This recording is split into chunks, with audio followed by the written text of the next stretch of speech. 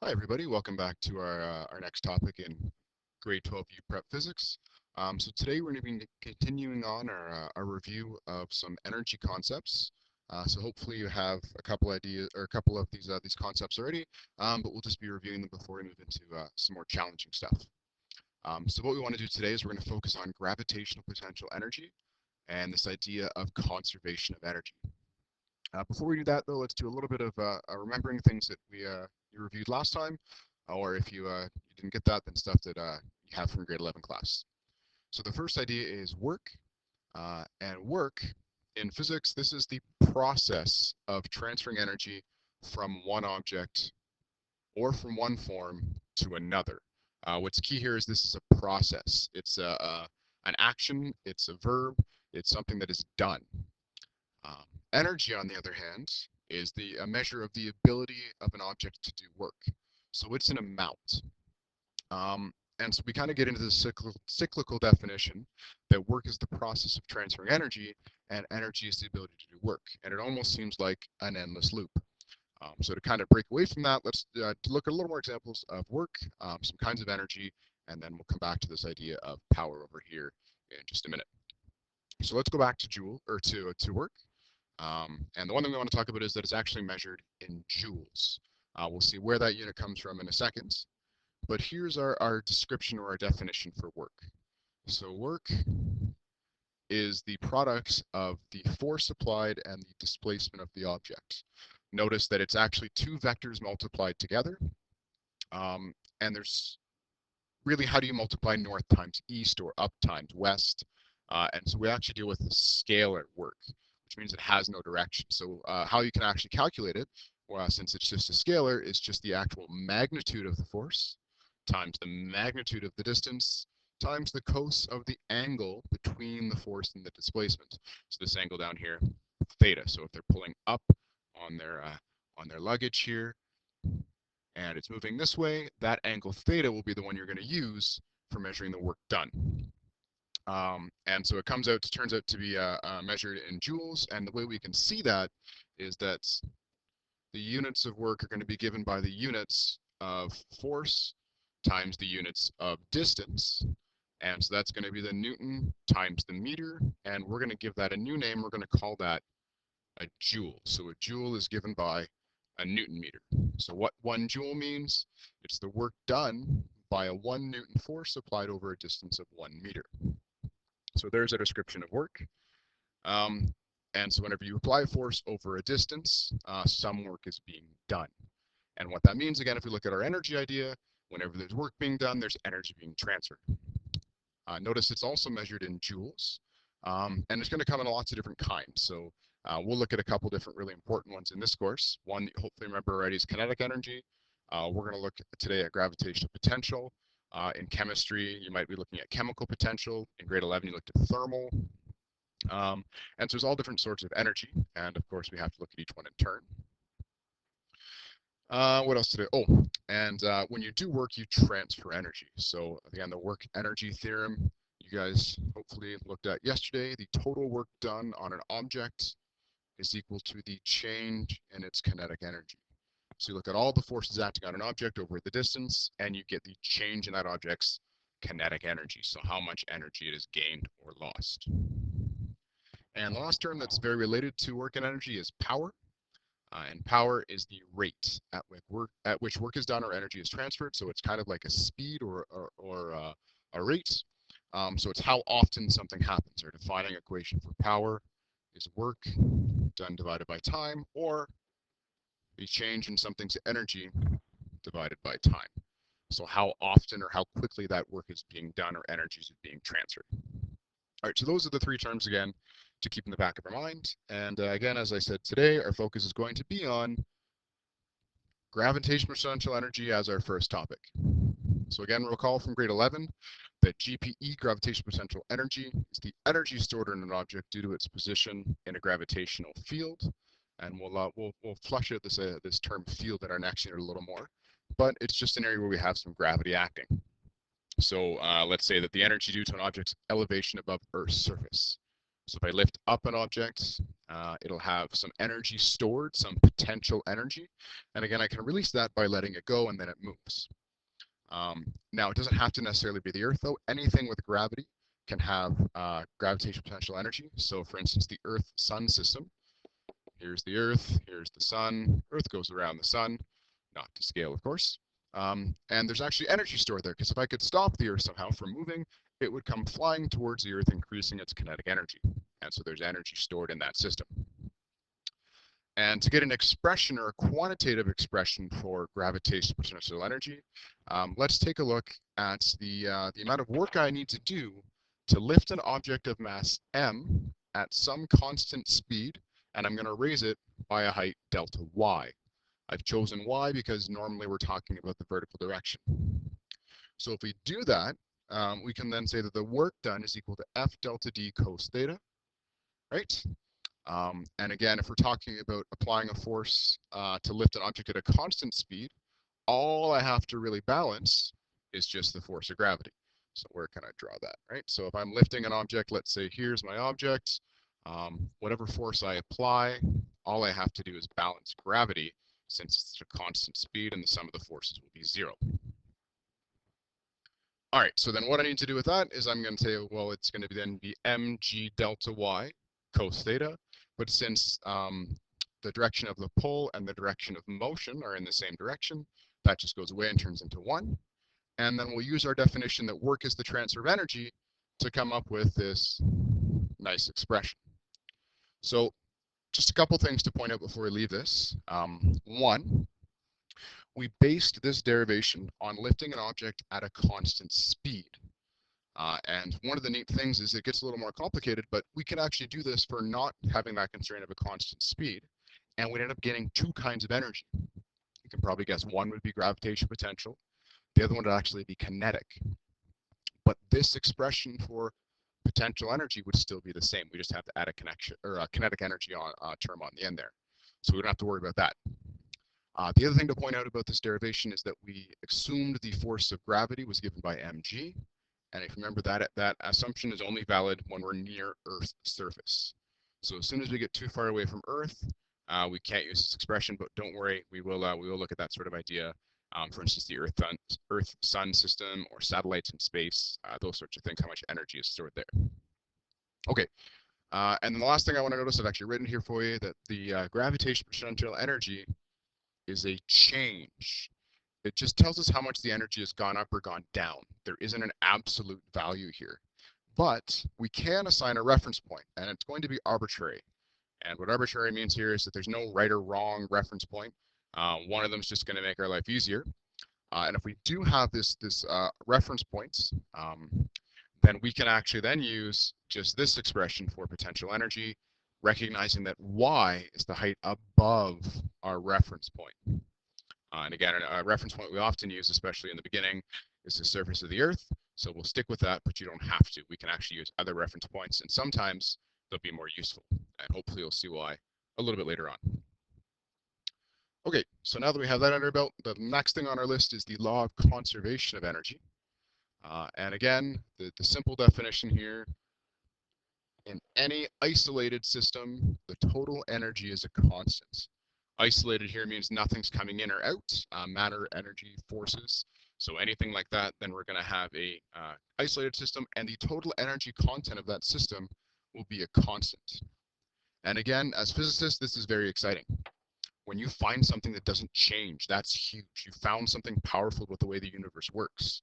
And so we found that the energy in an isolated system is a constant, it doesn't change. And so that means we found out something pretty cool about how the universe works. Another way to express this is that inside of a system, energy can change location or form, so it can kind of move around where it is at the type it is, but the total amount never ever changes. And if I want to put that in numbers, that means the change in total energy here will always be 0 for any isolated system. In reality, it's pretty difficult to get a perfectly isolated system, but we can make that assumption in many cases, and we're usually okay with a lot of it, just based on the idea that we can control things in and out. Okay, and then further on from that, So this is again true in general, but if we look at specific cases when we have these things called non-conservative forces, we can further say total mechanical energy is a constant. And what that means is the total kinetic, potential, and other forms of energy are a constant, which means there's no change in them. Now, the two obvious questions are going to come up from that, though, is what the heck is a non-conservative force, and what the heck is mechanical energy? So mechanical energy, right down here, it's the sum of all kinetic and potential energies. And again, we'll look at a little more of these idea of potential energy as we move through the course. But some potential energies we could have would be things like gravitational potential, like we're talking about today. We could have chemical potential. We could have electric potential. All sorts of different potential energies we can have. And we're going to call those mechanical energy. And these things that are non-conservative forces, the definition is a force in which the path of motion affects the change in energy. So what that means is, if I took an object, I don't know, let's say I have I don't know, it's a hockey puck on an ice rink. Come on, move down. There we go.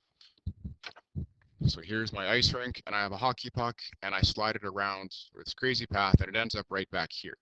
If there were no friction, there would be no energy. It wouldn't take any work to do this, because any energy I gained along the way, or sorry, had to put in, I'd still have somewhere else. The speed would always be the same, let's say. But if there were friction here, I'd have to keep pushing this around, and the energy change wouldn't be zero in that case. And then we'd have to worry about that. So friction is a good example of a non-conservative force. It depends on how I get there, will change the way something works. So a lot of the forces we're going to stick with today are actually conservative, which means we don't have to worry about this caveat, and we're good with this expression right here. All right, let's jump in and do an example here. So here's a skydiver. They've got their parachute and all that other sort of stuff on. So they have a mass of 110 kilograms, and they're going to jump from a plane. So they're starting at rest, and after falling for 45 meters, they're now traveling at this other speed here. And I want to know a couple things. The first thing, what is their change in their GPE, or gravitational potential energy? So again, this expression we have here, delta EG, mg delta y, plug in some numbers, and I get that we have a negative delta EG. And again, what that means is we're going to have a decrease in gravitational potential energy of 45.5 kilojoules. And again, that kilo just means 1,000. I also want to know the change in their kinetic energy. Again, going through the same idea, it's EK2 minus EK1. Notice that since you're starting at rest, EK1 is just 0, so we can forget about that. And here's our expression for kinetic energy. Hopefully you remember it from before. Half mv squared, or mv squared over 2. And do some work, and I get an increase of 23.6 kilojoules. And the last part of that, you explain your answers above. And what I'm looking at here is, if I just flip back for a second, I said in any isolated system, the total energy is a constant. But it looks like at first glance that's not true. This Skydiver has lost 45 joules or kilojoules of potential energy, but they've only gained 24 kilojoules of kinetic energy. So what the heck is going on here? Well, again, at first glance, it seems the law of conservation of energy is broken. And I don't imagine that a skydiver would do that, just because if that were a way to break the law of conservation of energy, I'm sure people would have found it by now. But what does happen here is that it's not missing. That energy went somewhere else. And again, if you ever put your hand out the window in a car, you can experience that. You hear some winds. You might push the air out of the way. Things get hot when they move through the air. And so all those sorts of things. So the energy actually went somewhere else. And so what we actually have here is a non-conservative force. So we actually have this non-constant mechanical energy, but we actually have a constant total energy. And we could probably find that, and we could find that how much energy went to other sources like thermal and sound, just by subtracting this and this, because it lost this, it gained this, so the balance has to be in the other forms of energy. All right, next thing on my list here, we can then build on this idea of conservation of energy to actually look at how much work is done by friction in a case. So if we imagine, as an example, we've got a car's wheels, you jam on the brakes, and so the car skids. We're on a flat road, so we can forget about any sort of potential energy changes. And we know that once you hit the brakes, the car eventually comes to a stop. And what actually happens there is any kinetic energy the car had is dissipated to other forms. And so we can use this idea of the work energy theorem to say that if the kinetic energy decreased, there had to be work done on it. And we can also look at that and say, well, if I'm applying a force backwards, like friction does, and it's moving forwards, then we're going to have negative work done as well. So if we try and get a quantitative sort of expression for this, we can say that the work is equal to the force times, or the force of friction times the distance times the cos of the angle between them. And notice, since this vector is to the right and this vector is to the left, theta will actually be equal to 180 degrees. It's completely backwards from each other. And the cos of 180 is -1. So the work done by friction is just equal to negative Fk delta d. And since we know work was done and work transfers energy, let's assume that all went to thermal energy. And so this is how much thermal energy actually went into the system. So that means the tires would be warmer or the road would be warmer. And so, or actually the brake pads as well would be warmer there. So we're getting this sort of idea of the thermal energy dissipated into the system. And I have one more example for you. Let's take a look at a roller coaster. Again, roller coasters are fantastic examples of physics and conservation of energy. And for this one, let's pretend our roller coaster is friction-free. And for a lot of cases, this isn't a terrible assumption. They're meant to be very low loss of energy because, again, roller coasters, once they're off that first hill, they're on their own. They're coasting, roller coaster. And so energy they get at the beginning has to use or be useful for the whole trip. So they try and minimize friction on these things. And I told you that this roller coaster is traveling at 12.5 meters a second. It reaches a steep drop. That doesn't make sense. A steep hill. Come on. A steep hill, and it's now traveling at 2.45 meters a second. And I want to say, assuming this coaster is friction-free, what's its change in height? So we know the total energy must be a constant, so there is no change in total energy. And since we're assuming it's friction-free, we have this more powerful expression here, which I can rearrange to this guy here. So the change in kinetic energy has to be equal to the negative change in potential energy. Another way to say that is any kinetic energy that's lost has to be gained by potential. Do a little bit of rearranging, subbing in some terms here. Notice that the masses cancel out, which is fantastic because we don't have a mass. And when you shove it in, you get an answer of positive 7.66 blah, blah, blah meters. What that means is this roller coaster has increased its height by 7.67 meters. And we know it's an increase because we have a positive value, and it also makes sense with our common sense that it's traveling at 12.5 meters a second, and now it's traveling slower, so energy had to come out of kinetic and go into potential. So that's it for me today. I hope you can follow along with what we did here.